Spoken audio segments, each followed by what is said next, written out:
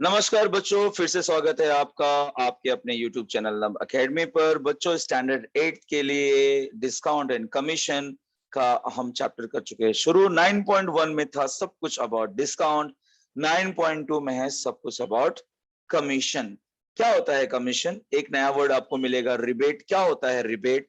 यही सब कुछ देखेंगे। 9.1 के कंपेयर में ये काफी इजी एक्सरसाइज है, आपको तकलीफें नहीं आएंगी, परेशानी नहीं आएंगी। चलिए देखते हैं कि क्या है इस एक्सरसाइज में। The discount and commission. Okay बच्चों, तो भैया कमीशन मतलब क्या होता है, पहली बात ये समझ लेते हैं।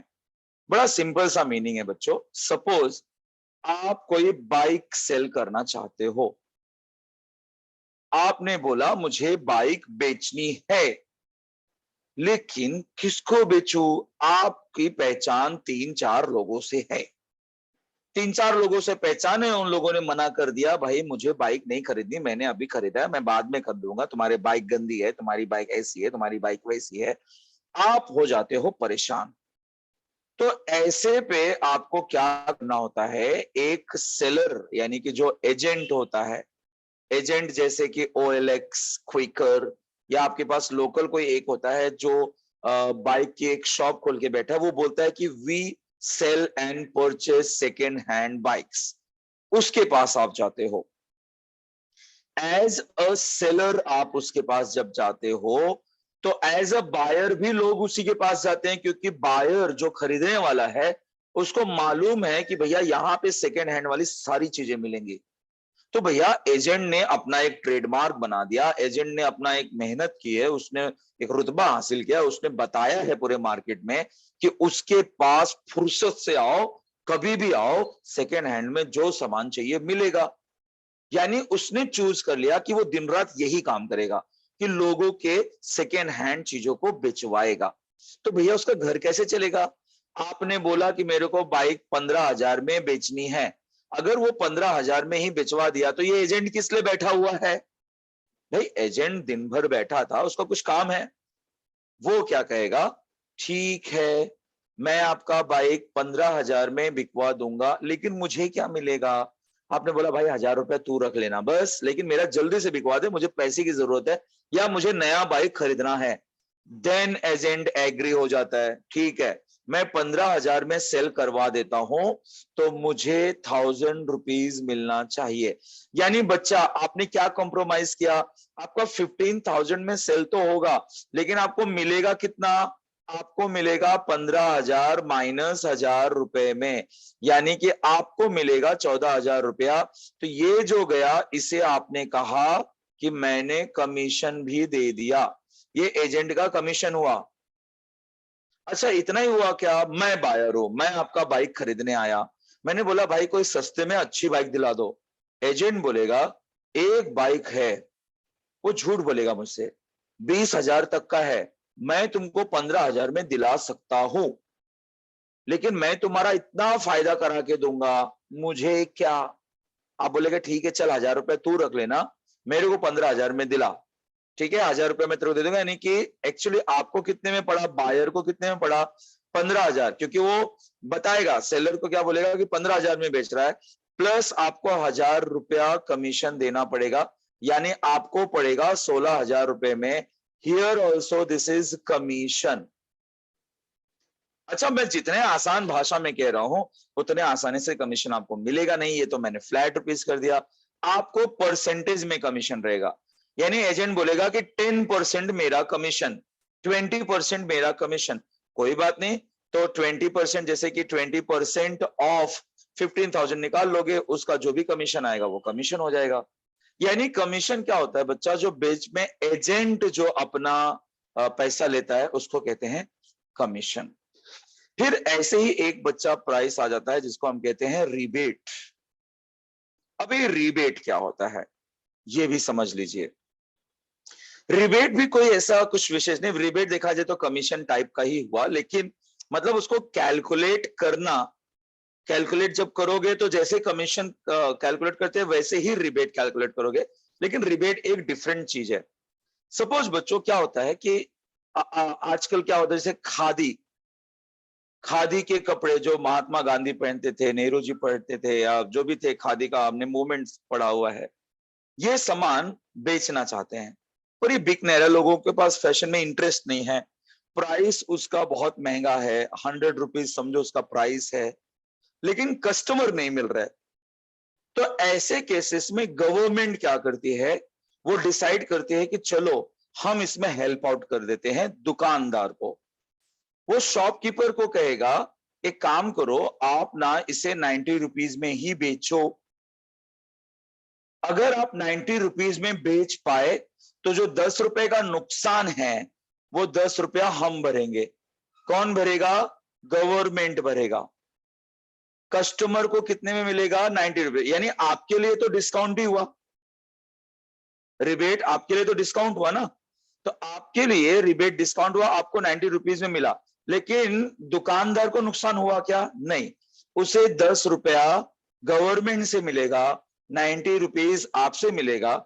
यानी जिस किसी सामान पर, किसी वस्तु पर गवर्नमेंट जब सब्सिडी देती है, किसको देती है? शॉपकीपर को देती है, तो दैट सब्सिडी और that discount is known as rebate, यानी कि गवर्नमेंट उसको प्रमोट करने के लिए करती है। नॉर्मली बच्चों, आजकल आप किसान आंदोलन भी सुनते होंगे, तो किसानों के लिए जो होता है, जो प्राइस होता है, मैक्सिमम सेलिंग प्राइस होता है, सामान्य आदमी उतने में नहीं खरीद सकता। गवर्नमेंट क्या कहता है कि चलिए हम आपको ज्यादा प्राइस देंगे, लेकिन आप कस्टमर को कम प्राइस में बेचो। यानी कि rebate is nothing but also a type of discount. Rebate government वाला, डिस्काउंट दुकानदार वाला होता है। ठीक है, ठीक है, आपको कुल मिला के कस्टमर को तो डिस्काउंट में ही मिलेगा। तो बच्चों आपने दो कॉन्सेप्ट समझा, एक समझा कमीशन, कमीशन जो एजेंट लेगा, एक रिबेट जो गवर्नमेंट हमें छूट देती है। जैसे यहां पर एक क्वेश्चन है, क्या है कमीशन? जॉन जो है, आई एम सॉरी, यहां पर पहले आ गया, John sold the books worth ₹4,500, यानी कि उसने बुक्स को कितने में बेचा? 4,500 रुपए में बेचा। उसके लिए उसे 15% कमीशन मिला। कहां से मिला? सपोज आप नवनीत की बुक खरीदते, नवनीत की डाइजेस्ट खरीदते हो, नवनीत की प्राइस है 300 रुपीज की एक बुक है समझो, आपको दुकानदार ने 300 रुपए में बेचा, लेकिन आप भी सोचो ना, अगर 300 प्राइस उस पे टैग है, 300 में शॉपकीपर ने आपको दे दिया, वो शॉपकीपर किस लिए बैठा था वहां पे? उसका क्या काम हुआ? तो शॉपकीपर को कौन कमीशन देता है? कंपनी वाला, यानी कि नवनीत वाला। नवनीत वाला कहता है कि आप मेरे इन बुक्स को रखो आपके शॉप में, इसे सेल करो, आप सेल करोगे तो मैं आपको 25% कमीशन दे दूंगा। मतलब क्या? 300 का 25% मतलब 75 रुपीज। यानी कि शॉपकीपर ने जब आपको सेल किया, तो जब आपको सेल किया तो आपसे उसने 300 लिया, लेकिन नवनीत कंपनी उससे कितना लेगा? सिर्फ 325 रुपीज लेगा। 75 शॉपकीपर का हुआ भाई, उसी लिए तो उसने खोल के रखा है। और शॉपकीपर, नवनीत चाहता तो आपको डायरेक्टली बेच पाता क्या? क्या आपके घर घर आता? क्या आप नवनीत की कंपनी में जाते? नहीं ना। तो नवनीत यानी कि कोई भी XYZ कंपनी को ऐसे छोटे छोटे शॉप्स की जरूरत है, यानी जो बुक डिपो हुआ वो उस कंपनी के लिए एजेंट हुआ। तो एजेंट भाई दिन भर खड़ा है, उसका मैन फोर्स है, बिजली बिल है, सारे खर्च उसके भी हैं, तो वो कैसे कमाएगा? With the help of commission. खैर, क्वेश्चन कह रहा है कि for this he receive 15% commission, यानी रेट ऑफ कमीशन हुआ कितना? 15%। तो पता लगाओ कि 4,500 का 15% यानी कि कितना कमीशन? 15% मतलब 15/100 इंटू 4500, 00 कैंसल, 15 इंटू 45, ये आपको देगा 675 रुपीज। तो यानी कि जो शॉपकीपर था, यानी कि जो जॉन था, उसे 675 रुपीज का कमीशन मिला। बहुत बहुत इजी एक्सरसाइज है बच्चों, परसेंटेज अगर आपको आता है तो इसमें कोई तकलीफ आने वाली नहीं है।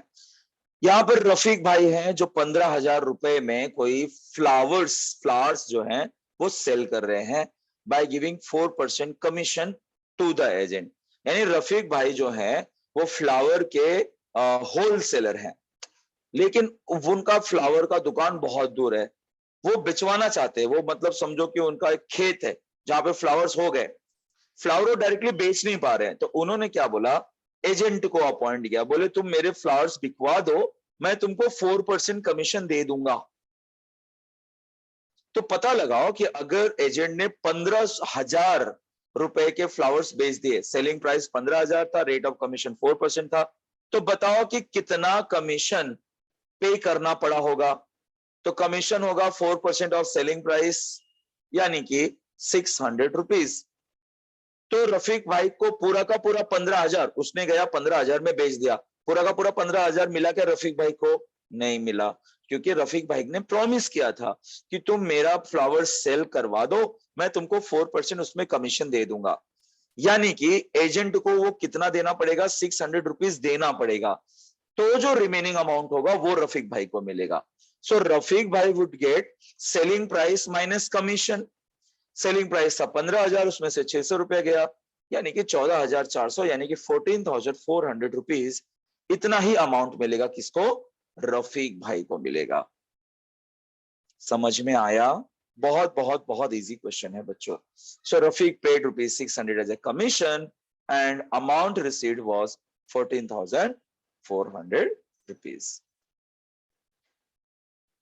Next sum, a farmer sold food grains for 9,200 rupees through an agent. 9,200 रुपए एक एजेंट के हेल्प से सेल करवाया, यानी 9,200 उनको मिलेंगे नहीं।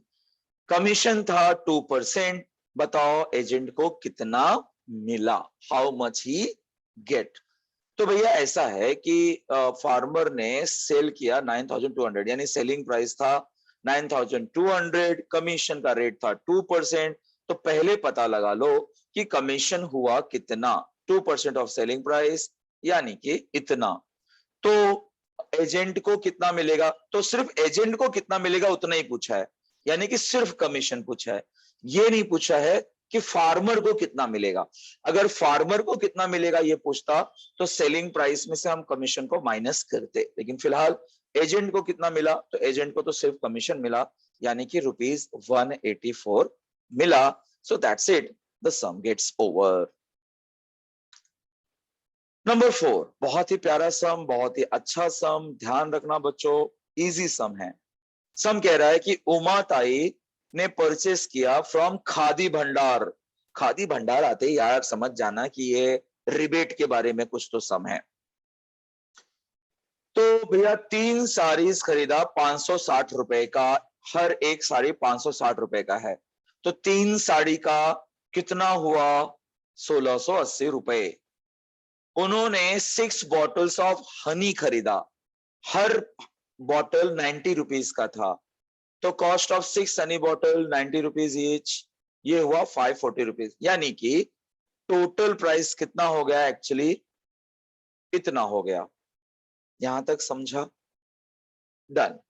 लेकिन आगे हुआ क्या, ऑन द परचेस, ये जो टोटल प्राइस आ गया, she received a rebate of 12%।